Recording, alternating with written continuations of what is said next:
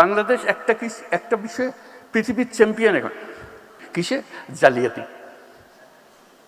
সব জিনিস জাল। বহু দেশ আমাদের পাসপোর্ট গ্রহণ করে না, ভিসা জাল, পাসপোর্ট জাল। আপনারা নিশ্চয় পত্রিকায় দেখেছেন আমেরিকান ভিসা জাল। এটা একটা জালিয়াতির কারখানা বানাইছে আমরা। আমাদের বুদ্ধি আছে, না হলে জালিয়াতি করতে পারতাম না, কিন্তু খারাপ কাজে লাগাচ্ছে।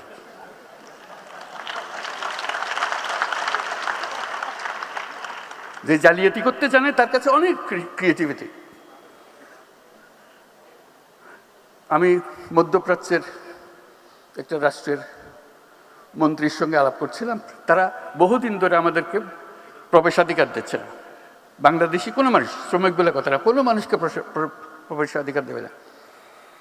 এমনকি আমি যেটা তাদেরকে বোঝানোর চেষ্টা করার জন্য সর্বনিম্ন, আমাদের যে মেরিনার যারা জাহাজ চালায় দুনিয়াতে, should be proud of them, they are leading the industry.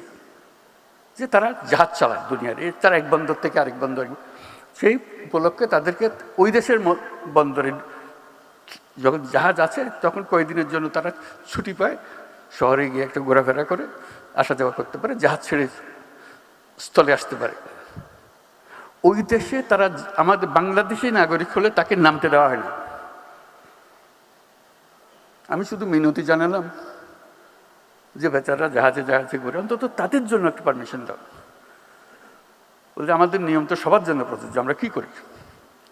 তুমি আমার আবেদনটা গ্রহণ করো, শুধু তাদের জন্য দাও, আর যদি মনে করো সবার জন্য পর উন্মুক্ত করবো।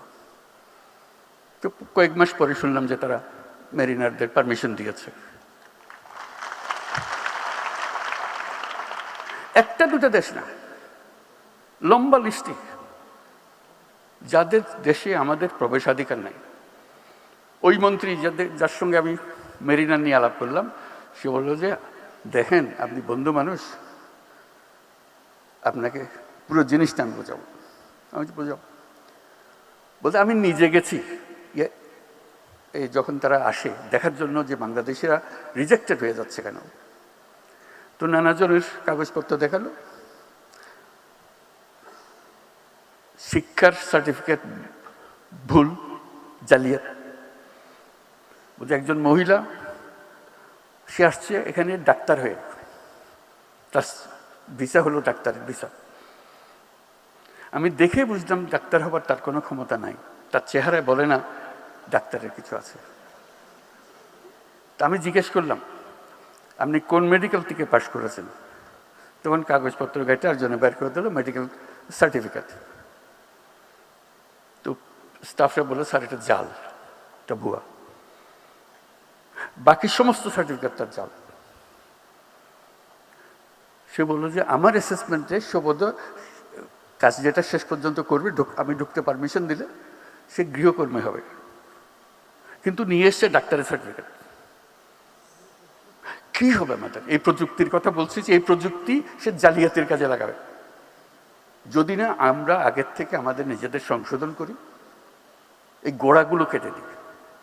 হাজারে হাজারে মানুষ, নানা ভুয়া, সব কিছু ভুয়া, পারমিশন ভুয়া, ব্যাংক সার্টিফিকেট ভুয়া, এবং আমরা ইস্যু করছি সেগুলো, এবং জেনুইনলি ইস্যু করছি, যেখান থেকে যাওয়ার কথা সেখান থেকে ইস্যু করছি পয়সা।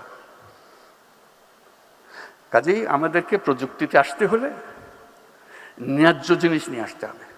জালিয়াতির কারখানা, এই দেশ জালিয়াতির কারখানা হবে না, হবে না, হবে না। এটাকে আমরা করতে চাই না। আমরা নিজ গুণে দেশে সারা দুনিয়াতে মাথা উঁচু করে চলতে চাই, এবং সেই সামর্থ্য আমাদের আছে।